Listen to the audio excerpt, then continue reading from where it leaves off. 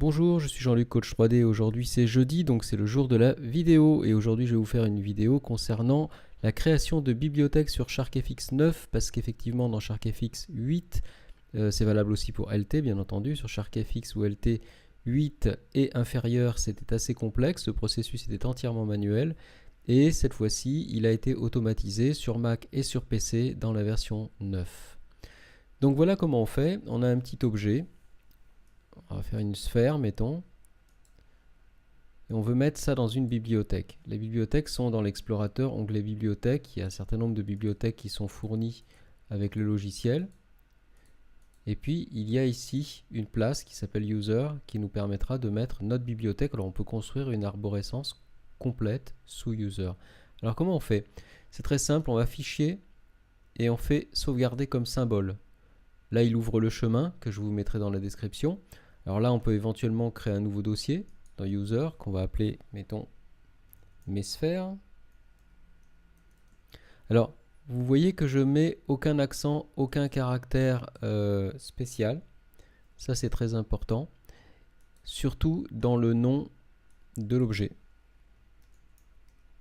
Pourquoi? Parce que si on met des caractères spéciaux, des accents ou des choses comme ça sera plus lisible par les importeurs-exporteurs américains.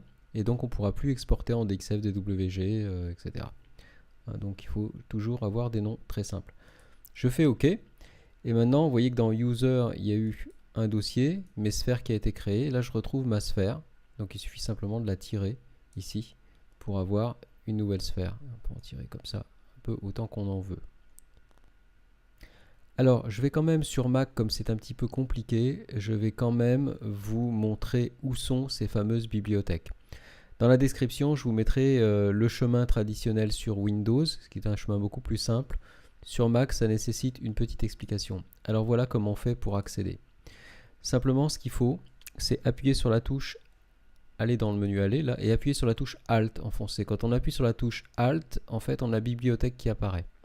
Donc on maintient la touche Alt enfoncée, on clique sur Bibliothèque, et là on va dans Application Support, comme encore SharkFX V9, et là on retrouve Symbols, et on retrouve le dossier User, et on voit en fait ce que j'ai rajouté. Donc c'est comme ça qu'on peut accéder si on veut tout simplement aller venir nettoyer ce qu'on a fait. Il suffira simplement d'enlever ces dossiers-là. Voilà, c'est tout pour aujourd'hui. J'espère que cette vidéo vous aura aidé. Abonnez-vous à la chaîne pour pouvoir recevoir d'autres vidéos, traditionnellement le jeudi, mais bon, ça peut varier un petit peu, vaut mieux être prévenu. À très bientôt, au revoir.